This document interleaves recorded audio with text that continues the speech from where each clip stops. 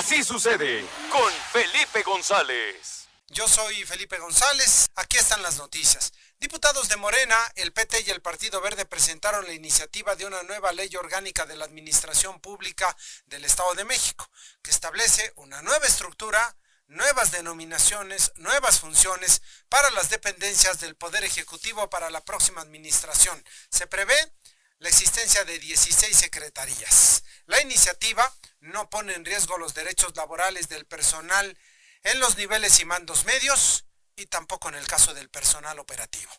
Manuel Luna. Los grupos parlamentarios del partido Morena, PT, Verde Ecologista de México y Diputados sin Partido presentaron una iniciativa para crear la nueva ley orgánica de la Administración Pública del Estado de México. De acuerdo con la iniciativa leída por la diputada María Luisa Mendoza Mondragón, la ley orgánica fue expedida en 1981 y la realidad política, económica, así como el orden social ha ido evolucionando, por lo que la ley debe ajustarse a esa nueva realidad de los mexiquenses. Así se presenta esta iniciativa para dotar al Poder Ejecutivo de una administración pública austera y republicana, de acuerdo con los postulados de la Cuarta Transformación, que sea eficiente y eficaz para enfrentar los retos que aquejan a las personas mexiquenses. La iniciativa afirma no poner en riesgo los derechos laborales de los trabajadores del Poder Ejecutivo que se encuentran en los niveles y mandos medios, así como del personal operativo, ya que afirma no verán afectada su situación laboral y profesional. Se creará la Secretaría del Agua. Asimismo, la Secretaría de Justicia y Derechos Humanos se transformará en la Consejería Jurídica, conservando las funciones de servicio social previstas en sus atribuciones. Además, se creará la Oficialía Mayor con la finalidad de hacer más eficiente el desarrollo de sus funciones, por lo que las áreas existentes en la Secretaría de Finanzas, encargadas actualmente de los temas administrativos, se integrarán a la nueva dependencia. También se traslada a la Secretaría de Educación el Consejo Mexiquense de Ciencia y Tecnología y las atribuciones en materia de cultura, física y deporte, para que posteriormente se dé paso a la creación del Instituto del Deporte del Estado. La nueva constitución del gabinete estará sustentada en el artículo 23, estableciendo 16 dependencias. Cabe señalar que durante la Diputación Permanente se aprobó también la realización de una sesión extraordinaria para el jueves 31 de agosto para votar esta iniciativa, que deberá primero ser aprobada en comisiones. Para Así Sucede, Manuel Luna. La economía mexiquense es la segunda más grande de México, ocupa el lugar número 62 entre las economías mundiales, si se midiera como una nación.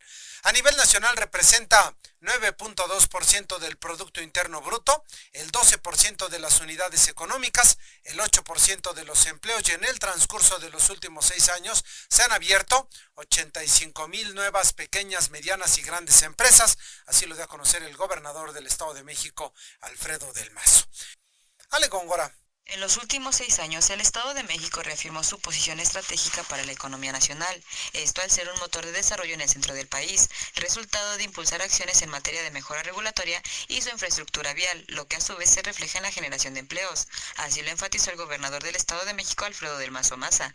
Aseguró que la economía mexiquense es la segunda más grande de México, pues ocupa el lugar número 62 entre las economías mundiales. A nivel nacional representa más del 9.2% del Producto Interno Bruto, el 12% de las unidades económicas, el 8% de los empleos, y en 6 años se han abierto más de 85,000 nuevas pequeñas, medianas y grandes empresas. Del Mazo Maza subrayó que la planta productiva del Estado de México destaca por su nivel de integración en cadenas manufactureras especializadas y tecnificadas, y en conjunto los sectores automotriz, aeroespacial, alimentario, farmacéutico y químico representan el segundo lugar nacional con el 9.7% de la producción manufacturera total, 1 millón de empleos y más de 65,000 unidades económicas. El mandatario estatal informó que algunos de los avances del Estado de México ha tenido en la materia de desarrollo económico, los cuales se han generado en conjunto con el sector empresarial. Entre ellos señaló que el Estado de México es una de las entidades mejor conectadas del país, con más de 16,500 kilómetros de autopistas y carreteras, y pasa por suelo mexiquense cerca del 80% de la carga del país. En materia de mejora regulatoria, dijo que mediante la evaluación de impacto estatal, que redujo de 1 año con 10 meses a 35 días hábiles la obtención de permisos para la proyección de proyectos de gran magnitud. El mandatario estatal indicó que estas acciones permitieron que el territorio mexiquense captara inversiones por más de 530,000 millones de pesos. La mitad de estos recursos llegaron en los últimos 2 años, posterior a la pandemia, esto debido a sus fortalezas y por ser un centro logístico a nivel nacional. Sostuvo que ingresaron más de 13,000 millones de dólares dólares, cifra que coloca al Estado de México como el tercer receptor de inversión extranjera del país. Además, se anunciaron 95 proyectos de inversión en un monto de 216,000 millones de pesos, de los cuales el 70% se ha materializado o está en proceso de concluir, y con la participación de empresas nacionales e internacionales se cerrará la administración con 161 desarrollos industriales. Para Así Sucede, Ale Góngora. Este miércoles rindió protesta al frente del Consejo Coordinador de Mujeres Empresarias Fabiola Pérez Serrano en calidad de presidenta y sustituye a María de Lourdes Medina. La información con Rebeca Morales. Fabiola Pérez Serrano tomó protesta como presidenta del Consejo Coordinador de Mujeres Empresarias en sustitución de María de Lourdes Medina Ortega. Aseguró que los principales retos en materia de perspectiva de género están enfocados en ampliar las oportunidades económicas, empresariales, la generación de espacios laborales y la definición de políticas públicas con perspectiva de género. El objetivo es que las acciones a partir de ahora se emprendan con indicadores económicos que estén avalados y que permitan tener diagnósticos y mapa de ruta en lo sucesivo. Sofía Pérez Gasque Muslera, presidenta nacional del CCME, explicó que al momento se tiene ya presencia en 22 estados de la República, buscando que cada capítulo tenga una presencia estatal y una voz clara que impulse el desarrollo económico de cada región.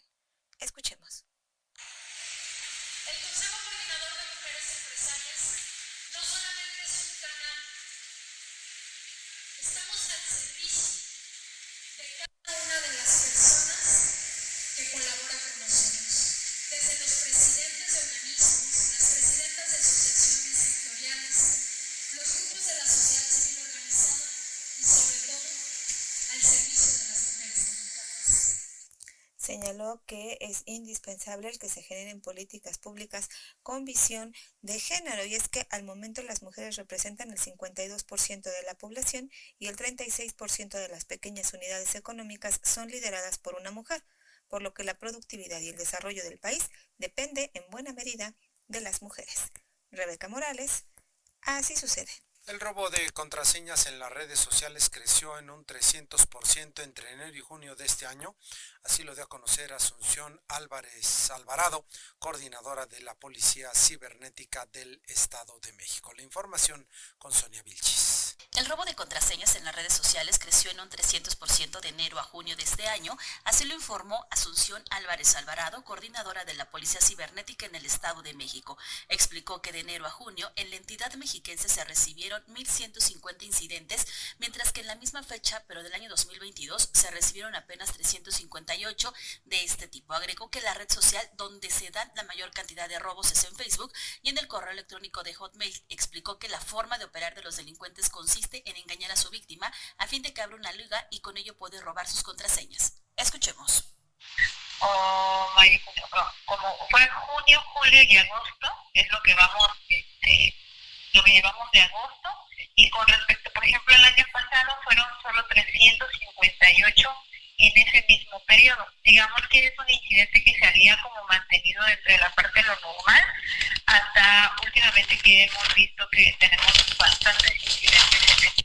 Posteriormente, los amantes de lo ajeno se hacen pasar por su víctima y piden dinero a su nombre o bien ofrecen productos que nunca entregan.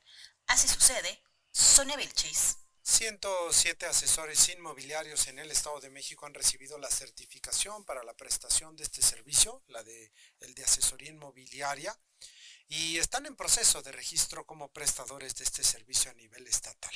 Rebeca Morales. Al momento, 107 asesores inmobiliarios en el Estado de México han recibido la certificación para la prestación de este servicio y están en proceso de registro como prestadores a nivel estatal. Esto quiere decir que son personas que han sido evaluadas y capacitadas en temas legales, de mercado y de certeza para la población, que ve en la adquisición de una vivienda la principal inversión que realizarán en su vida adulta y en la cual muchas veces destinarán más de 10 años de su vida en ingresos.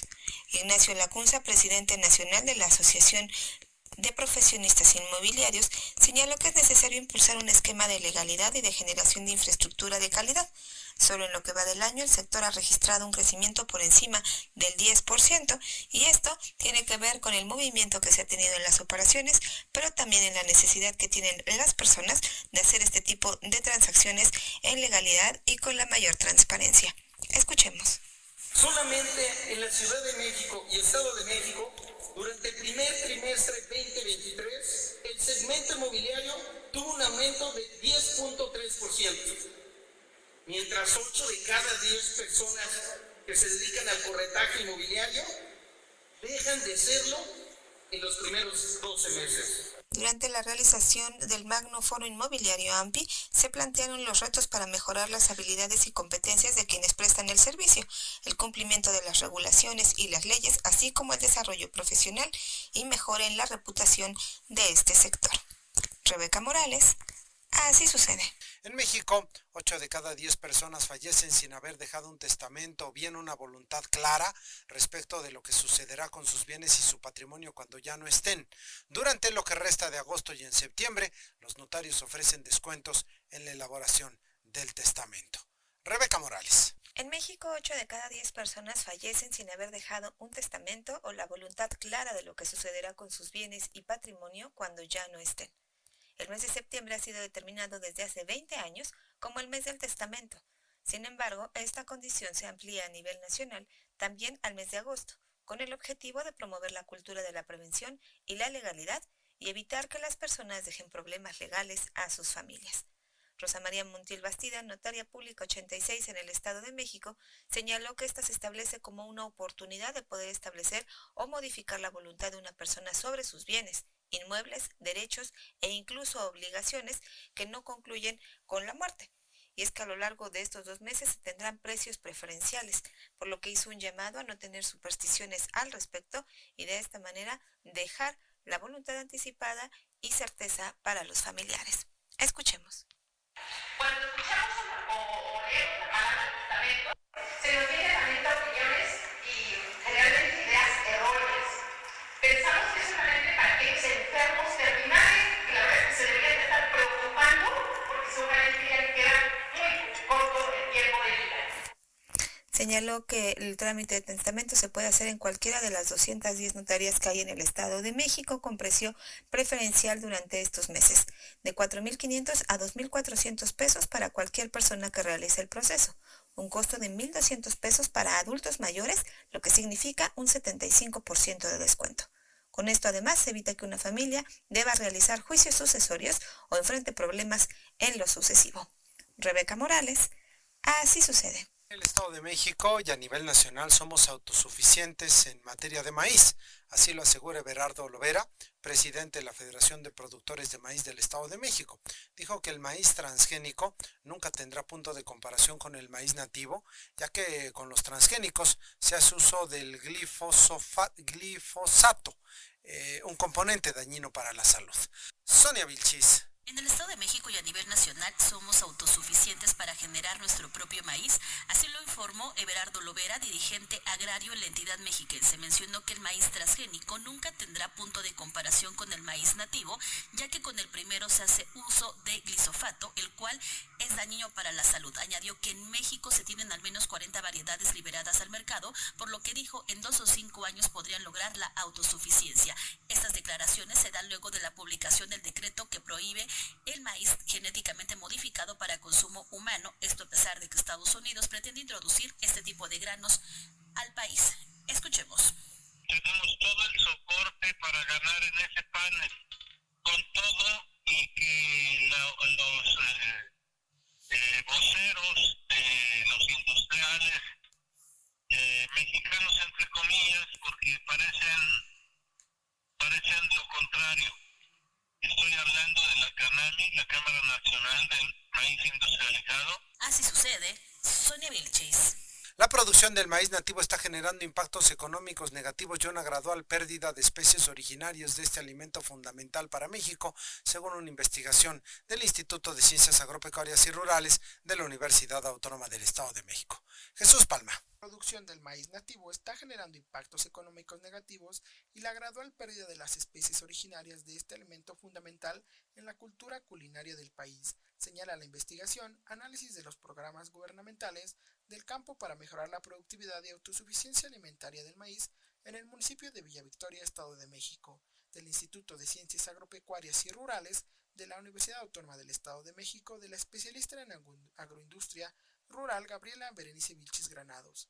La siembra de semillas de maíz nativo ha experimentado un declive en las últimas décadas debido a los riesgos económicos asociados, así como a los bajos rendimientos de cosecha y la limitada disponibilidad de áreas para cultivo. Los factores han impulsado a muchos agricultores a buscar alternativas fuera de la agricultura o incluso a adoptar cultivos diferentes, como lo son las semillas híbridas para la producción del maíz. El cambio climático, la degradación del suelo agrícola, la falta de políticas para el desarrollo rural y la adopción de maíces híbridos y granos transgénicos son algunos de los factores que amenazan las variantes de maíz nativas, ya que son estas especies de granos las que mejor se adaptan a los cambios en el ambiente.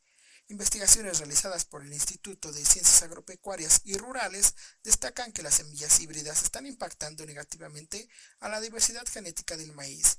Señalan que, aunque las semillas híbridas puedan adaptarse mejor a las condiciones ambientales, no necesariamente mejoran el rendimiento de producción. Para Vilchis Granados, el uso de variedades nativas de maíz, aunque esenciales para la diversidad genética, plantean desafíos económicos para los agricultores, ya que no reciben precios garantizados y no se ajustan a las normas de comercialización, y es por esta razón que optan por sembrar semillas híbridas de maíz. Para Así Sucede, Jesús Palma. Con el objeto de asegurar la protección del cultivo del agave mezcalero, inició en la Cámara de Diputados el análisis de una iniciativa para crear una ley del mezcal mexiquense.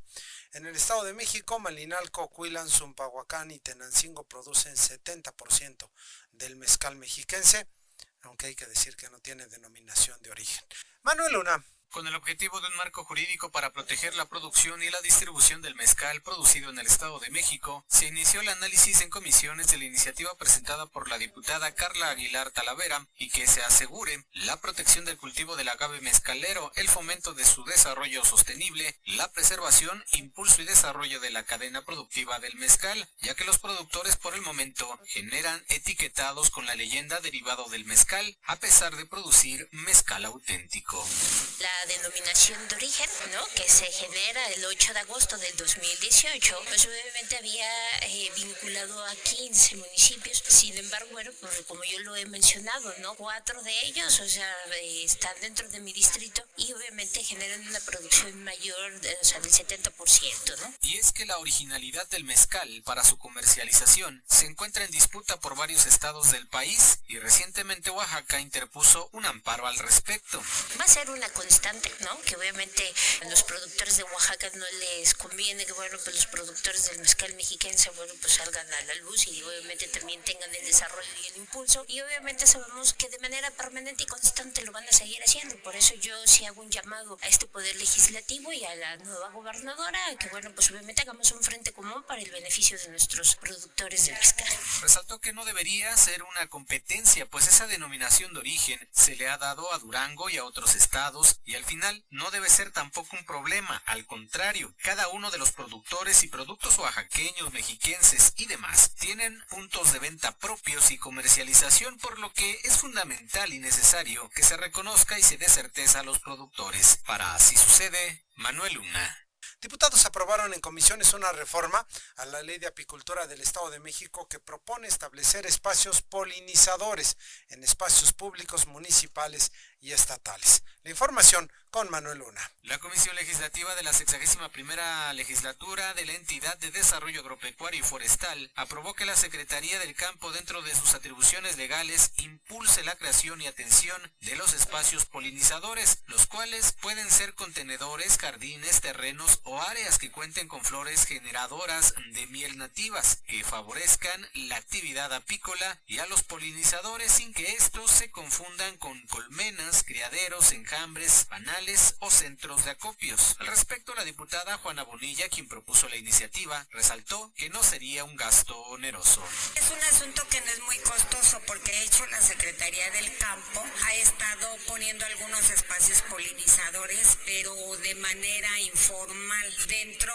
del tipo de flor que producen en los viveros. Es decir, en estos viveros pues producen determinado número de árboles, plantas, de acuerdo a las regiones del Estado de México. Entonces han estado empezando a producir un tipo de flor especial para polinizar. Con ello, la Secretaría tendrá entre sus facultades y obligaciones impulsar la creación instalación, atención o transformación de áreas verdes del Estado de México y sus municipios, así como de los entes privados interesados en espacios polinizadores, y también generará campañas permanentes para establecer plantaciones acordes con la región. La diputada agregó que estos espacios se deben crear primordialmente en regiones urbanas. Tienen que ser mucho, obviamente en la zona rural, pero más en las zonas urbanas. Es donde hay mayor muerte de polinizadores. Los colibríes, por ejemplo, solamente llegan a jardines muy grandes. Finalmente, la Secretaría del Campo tendrá un periodo de 90 días naturales posteriores a la publicación del decreto para elaborar y publicar los lineamientos técnicos para la creación de los espacios polinizadores, esto siempre y cuando la iniciativa sea votada a favor en el Pleno de la Cámara de Diputados. Para Así Sucede, Manuel Luna.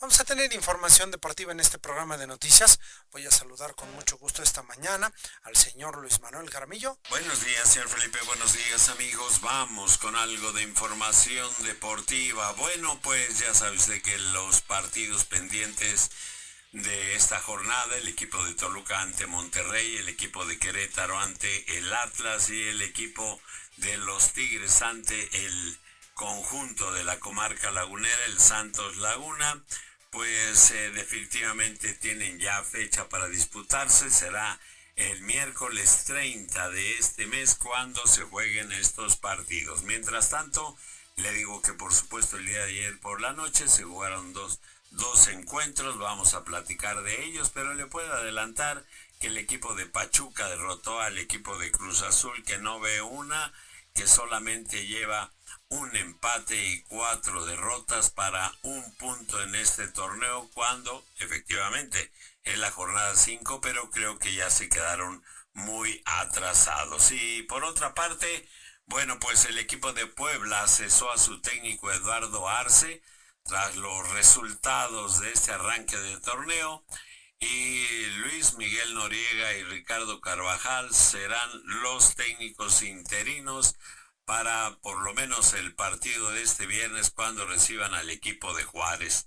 La franja es sotanera del torneo junto con el equipo de Cruz Azul. Hay que decirlo, los dos tienen solamente un punto y por diferencia de goles el equipo de Cruz Azul aparece en la parte baja, mientras que el equipo de la franja efectivamente está un escaloncito arriba, pero es sotanero. Por supuesto, la franja con apenas un punto y un desempeño desalentador, al grado de que Mazatlán lo derrotó 1-0 pese a tener un expulsado durante casi 50 minutos. En la Leagues Cup, el Puebla fue goleado 4-0 por el Minnesota United y quedó fuera de la fase de grupos. El técnico sustituyó a Nicolás Larcamón en el timón de cara al Clausura 2023, pero el Puebla jamás mostró esa dinámica y personalidad, y por eso, bueno, el día de hoy Eduardo Arce ha dejado de ser el director técnico de los poblanos. Y una buena noticia, por supuesto, es que este miércoles la marchista Laura Galván dio la marca requerida para conseguir su boleto a la justa veraniega del siguiente año. Esto fue al cronometrar dentro de la prueba de los 5,000 metros de marcha en el Campeonato Mundial de Atletismo que se desarrolla en Budapest, 14 minutos 43 segundos 94 centésimas. La mexicana también logró imponer un nuevo récord mexicano en esta especialidad, y esto también por supuesto vino aderezado con su pase a la gran final de su prueba en Budapest 2023. De esto y más platicaremos más adelante. Vamos a la información del espectáculo y el entretenimiento que tiene Judith Chacón.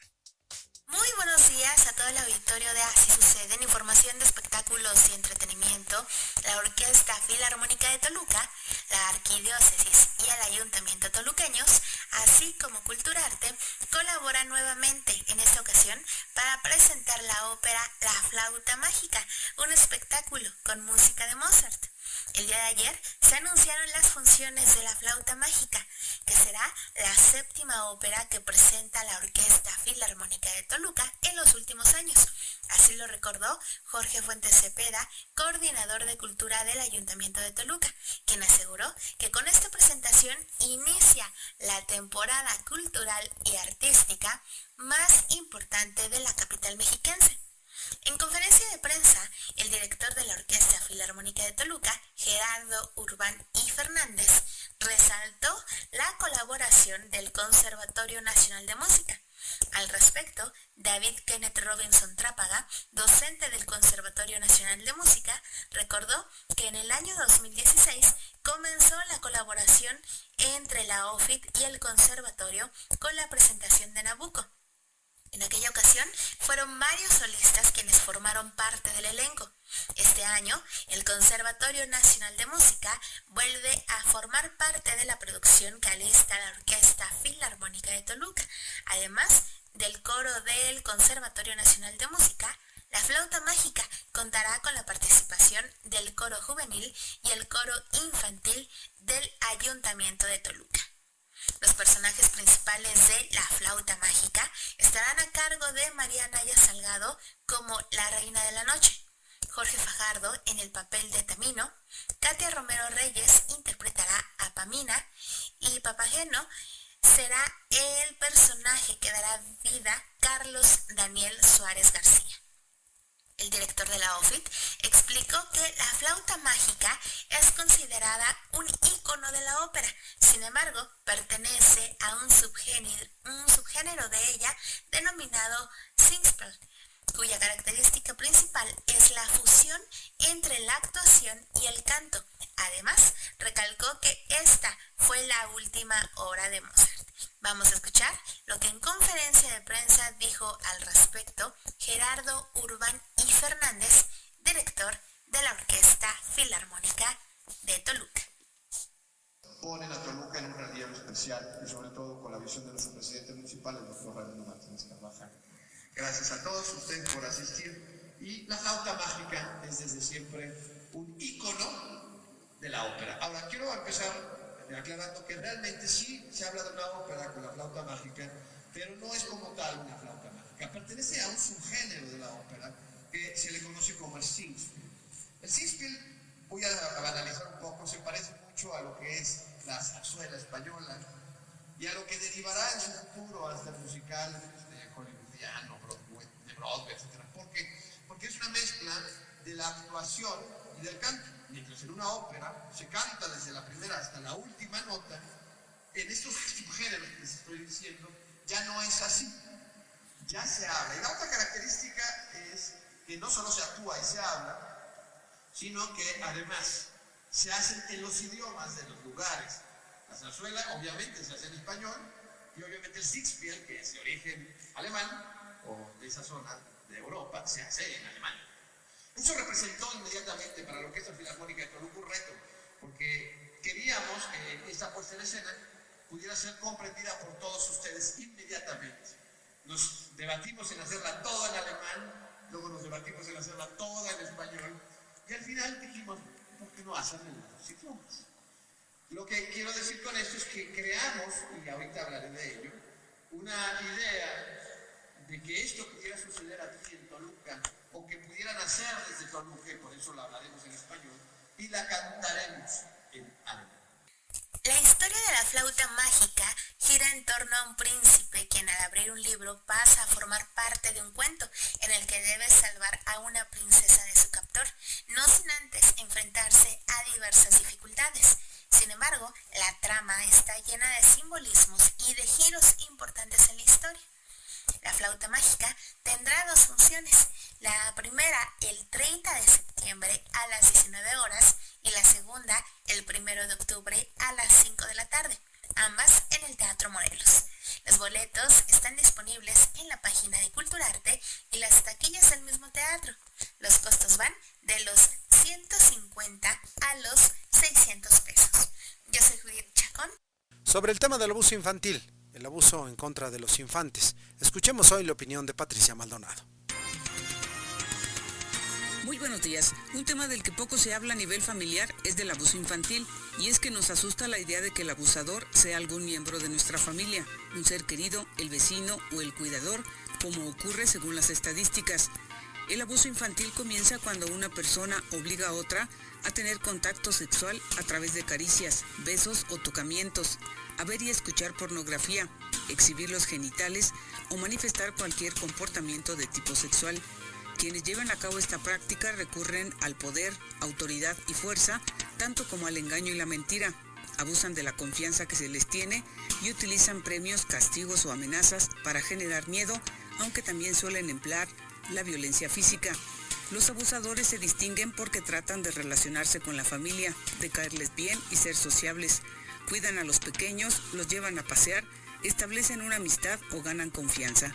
El punto es que hay que estar al pendiente de estas personas y aparte explicarle a los menores la diferencia entre expresión de cariño y un tocamiento sexual. La orientación es básica para que sepan identificar las situaciones abusivas y hay que hablar de ellas. Además, debemos enseñarles que tienen el derecho a la privacidad de su cuerpo y decir no si se sienten incómodos ante una determinada situación. Es fundamental, pues, fomentar la comunicación con los menores para que puedan hablar de cualquier tema contigo. En Así Sucede, Patricia Maldonado Pérez.